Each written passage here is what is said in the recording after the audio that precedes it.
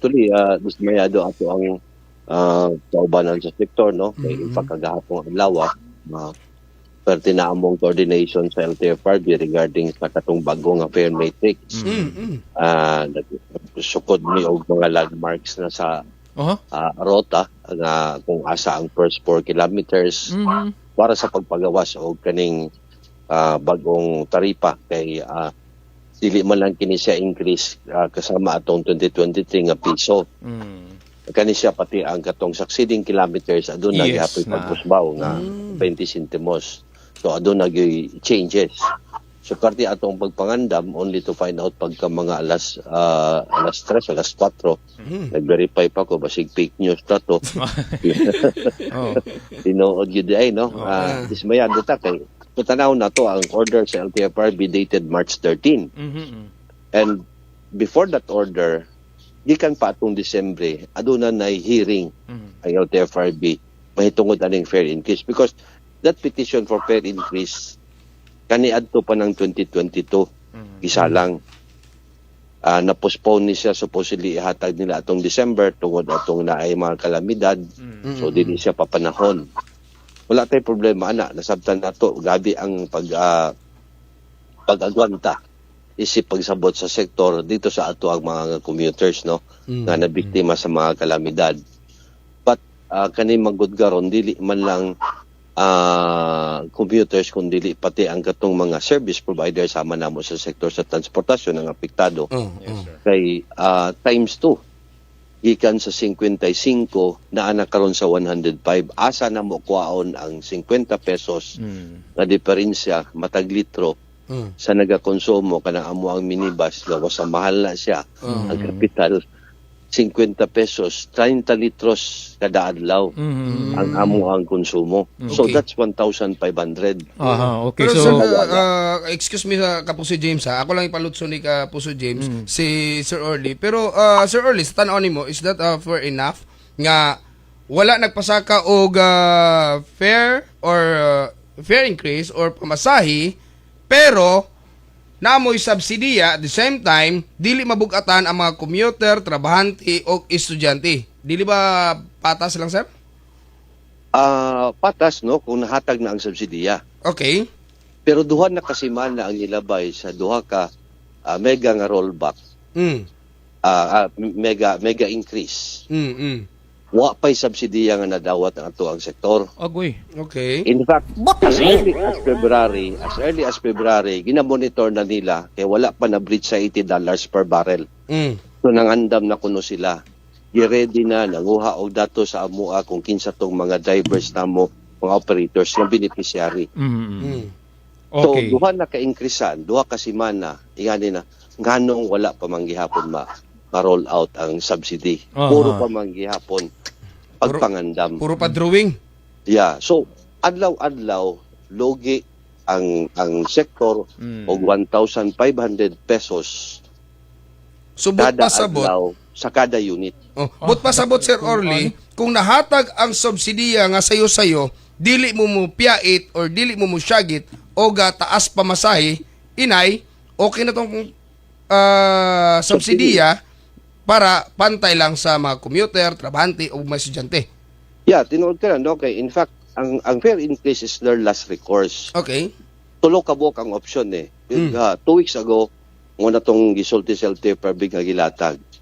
First is i-roll out ang fuel subsidy under the train law. Kaya na-breach na ang $80 per barrel.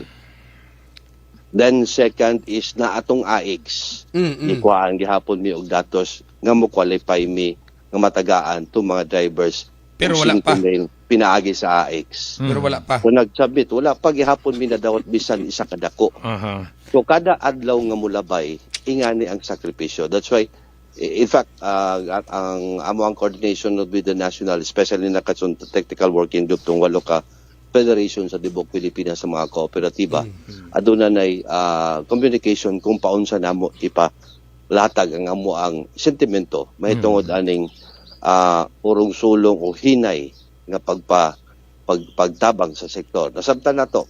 Bisag kami sa sektor dili namo gusto ipasa dito sa mga mananakay ang burden, burden sa kaning pagsaka sa presyo kay tanan kita apektado. yes. Sir Orly, ingon ani sir no na mention nimo kaganiha sa unahan nga dismayado mo, lugi mo usab og 1,500 pesos per unit gumikan aning pagtaas sa presyo sa lana nato. So sir, diri sa ato as a local, unsay plano ninyo kay kagahapong adlaw around 4 o'clock na ay mga sektor sa transportation didto sa kauluhan nga adunay nagpahigayon og mga panagtagbo kay matud pa maghimo og nationwide strike ang transport sector nato.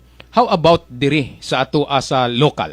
Nanabay kuan sir, nanabay pakiglambigit ang inyuhang buhatan mismo dito sa national nga naamoy pagahimuon nga transport strike, and when possible? Actually wala pa na isgutan kung transport strike ang pagahimuon no kay kita bilang kooperatiba respeto kita sa channel, sa protocol. May tungod aning pagpayagyag kaning mulo.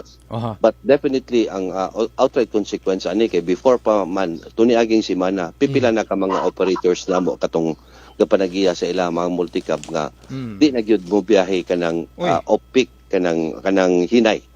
So rush hour lang usually mo serve na sa paseo. Subot pasabot sir kuan. Biyernes wala na daghan na kay wala nagapamasada kay for the work week man. More or less 30 to 40% na sa amuang mga individual operators ang mobiyahe na lang inig rush hour kanang sayo sa buntag nga alas 6 hangtod alas 8 alas 9 muundang mobalik na lang pud og biyahe pag alas 3 alas 4. So unsay kuan ani sir no? When siya nag-start sir kini nga inyuhang pag-decrease sa inyuhang pagbiyahe sa inyuhang mga unit kay mo lagi na taas ang pamasahe, kanus ani siya nag-start ug unsay effect ini ngadto usab sa ato ang mga driver nato, sa ato ang mga operator, Sir Orly?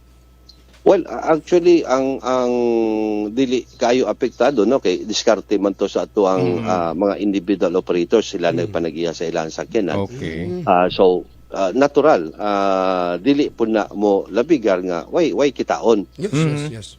So but ang sa kooperatiba ang amo ang adjustment nga nahimo kay instead nga 1 to 2 minutes amo ang headway, gi-adjust na lang namo sa 3 and a half minutes to 4 minutes no nga ang dispatchada sa matag terminal namo nga magpagawas og kaning unit. Para pod nga dili kayo, so medyo madilatar ang ato ang mga commuters. No, but how about sir sa to ang mga empleyado, sa to ang mga trabahante sa cooperative na abay adjustment? Let's say aduna bay pag decrease sa to ang mga tawo, sir? Well, actually na-discuss na amo na lang nahisgotan no, pero siyempre dili pod na maintag pareho sila sa kanang gobyerno nga kaya nga magupat lang kaadlaw. Daily magod ang amo ang operations sa amo motority sa operations, so dili siya, but we are thinking nga mag-skeletal na kay asa man namo kuwaon ang ipang sweldo sa amo ang mga tawo na kung ingani nga ang amo ang kita sa amo ang mga co-owned units padto lang sa pagkrudo. Sir Orly, balikan ako Kapuso Jerwin siya. One last thing from my end, Sir Orly. Dili ka nasipyat ang atong presidente tungod kay naaprobahan sa Senado sa third and final reading ang ilahang sugyot nga mahatagan og gahom ang presidente para isuspindi ang excise tax sa petrolyo. Unya aduna po'y kamanduan kay naaprobahan po gikan sa LTFRB ang petisyon sa taas pamasahe sa mga public utility vehicle. Wala ka ni nasipyat sir sa pag-anunsyo nga instead nga excise tax ang i-suspindi, ang taas pamasahe na noon nga petisyon.